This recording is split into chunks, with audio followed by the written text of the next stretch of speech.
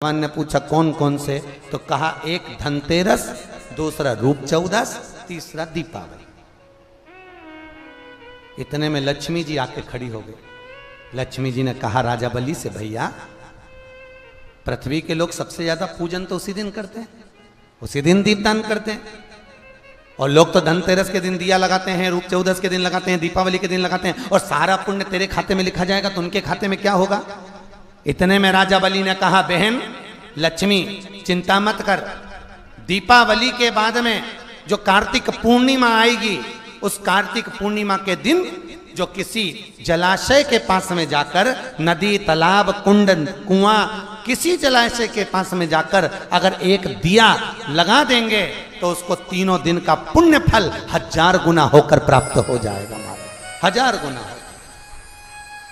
इसलिए हमारे यहाँ पर दीपावली को तो केवल दीपावली कहते हैं, पर कार्तिक की पूर्णिमा को देव दीपावली कहते हैं।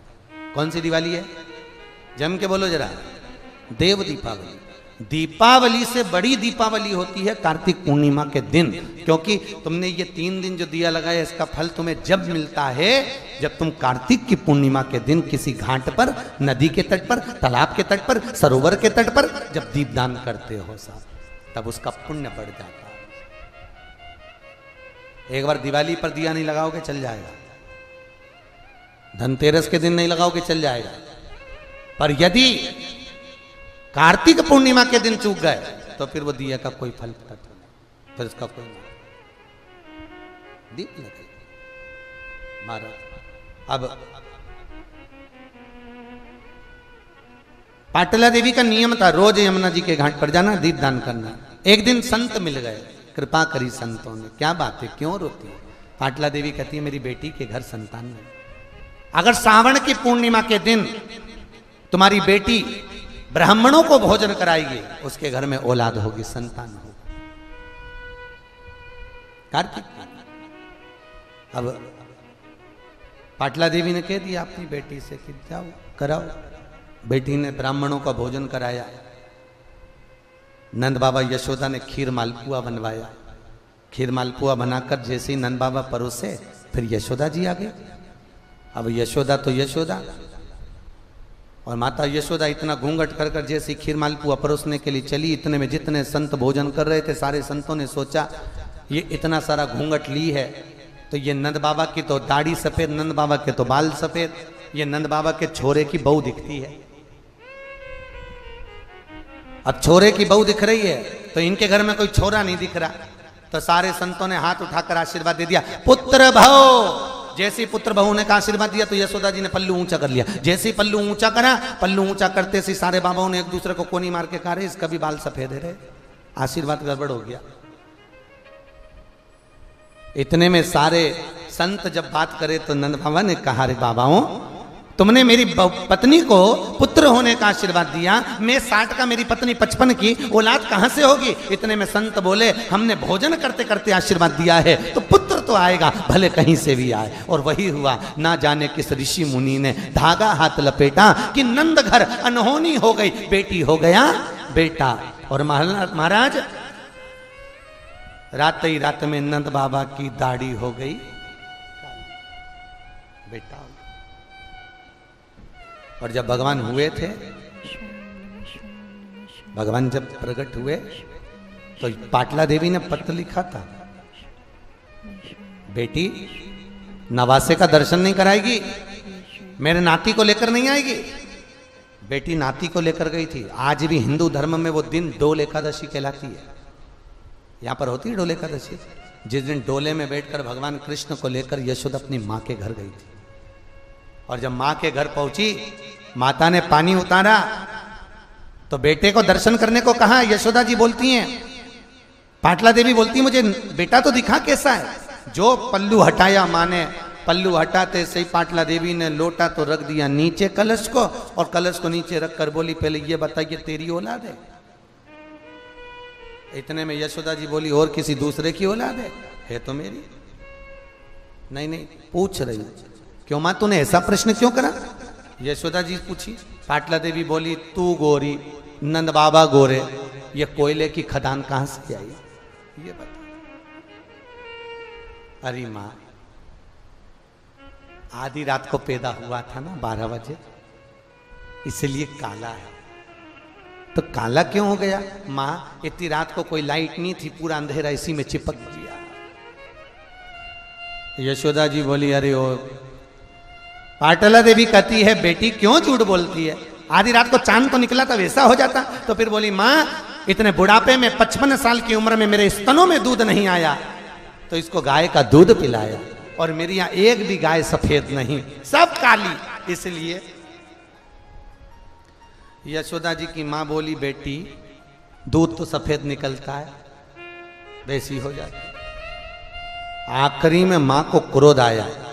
पाटला देवी ने छोरे को लिया, लहंगा करा ऊंचा, 36 कली का लहंगा ऊंचा करके, और छोरे को सुलाया। कन्हैया का सिर नानी के पांव में और पांव नानी की छाती पे, और बेटी तेल लेके और जो घिसा घिसते जाए और बोल रही है, इतना गोरा कर दूंगी जब जाएगा पहचान में नहीं आएगा। इतने में कन्हैया घिस घिस के, कन्हैया मन में सोच रही थी, नानी ऊपर से नीचे तरक काला, सरसों के तेल से कुछ नहीं होने वाला, क्या हो। अच्छा सत्य बताना ईमानदारी से, माँ बहू के छोरा छोरी को ज्यादा घिसती है कि बेटी के छोरा छोरी को ज्यादा घिसती है? बिल्कुल सत्य बोलना। माँ अगर घिसती है तो बेटी के छोरा छोरी को ज्यादा घिसती है, बहू के नहीं। क्योंकि बहू के छोरा छोरी को जब जब घिसती है, जैसे घिसने बैठती है, इतनी देर में बहू ही छाती पे खड़ी, मम्मी जरा धीरे, मम्मी जरा धीरे। इतने में मम्मी को गुस्सा आ जाता, हमने तो छोरा छोरी पाले ही नहीं, ले तू ले ले। और बेचारी सांस उठा के बहू को दे दे। और छोरी के छोरे को जब घिसने बैठती है, बेटी के बेटे को, तो बेटी को विश्वास रहता है, जब मेरी माँ मुझे बड़ा कर सकती है तो मेरे बच्चे को भी बड़ा कर देगी। इसलिए बेटी कभी नहीं बोलती कि वो क्या कर रही है, बेटी को विश्वास इतना बोल। और महाराज ऐसा सुंदर श्रृंगार किया है, मस्तक पे मलिया गिरि चंदन ऐसा तिलक लगाया, मोर मुकुट कानों में कुंडल ऐसा मुकुट सजाया, और महकता रहे ये दरबार सांवरे, तेरा किसने किया। भगवान सजा रही है नानी। और नानी ये कैसी होती है जो बच्चे को फिरा के भी पिना देती है।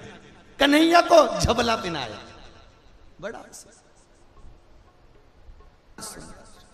नैनों में सुर होता है। कल जन्माष्टमी है, कल मनाओगे? परसों मना रहे हो? कल ही मना रहे हैं ना। कल जन्माष्टमी है, और कल माताएं देखना जब भगवान को घिसेगी, वो कौन सा पाउडर है भैया? हाँ, पीताम्बरी। सब तैयारी में बैठी होगी, बाजार से खरीद के लिए आई होगी, एक एक नई नई ड्रेस, एक एक झबला टोपी और पीताम्बरी। और जब घिसेगी भगवान को, भगवान भी मन में सोचेगा, अरे ओ अम्मा, अरे ओ काकी, मेरा जन्मदिन है और तू मुझको ऐसी घिस रही, और क्या ऐसा साफ करूंगी अगली जन्माष्टमी तक पूरा साफ रहेगा।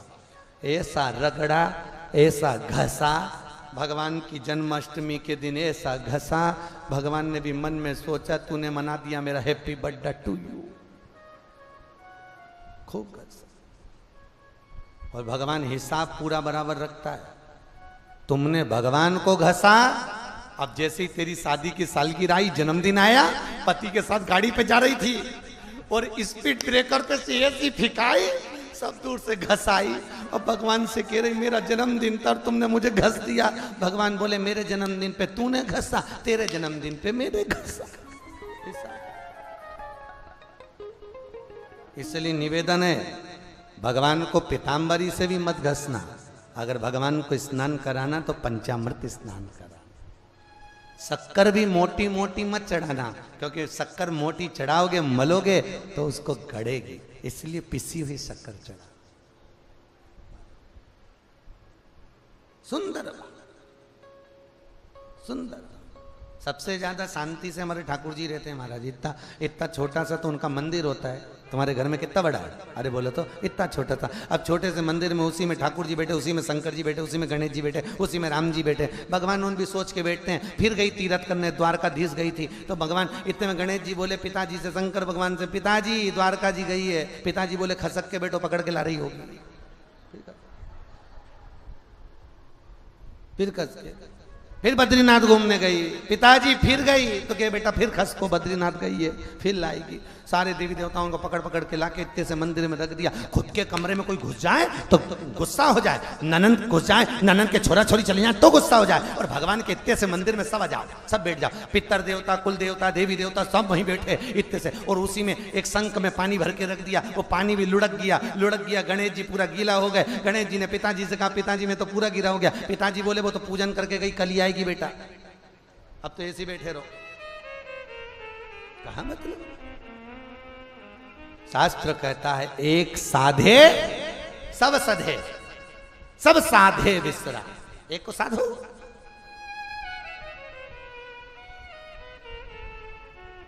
सब इतने से मंदिर में सारा देवता ऐसा कुकड़ा कुकड़ा या बैठा है। कहा मतलब? पूरे ब्रजमंडल में आनंद हो रहा है, भगवान पधारे।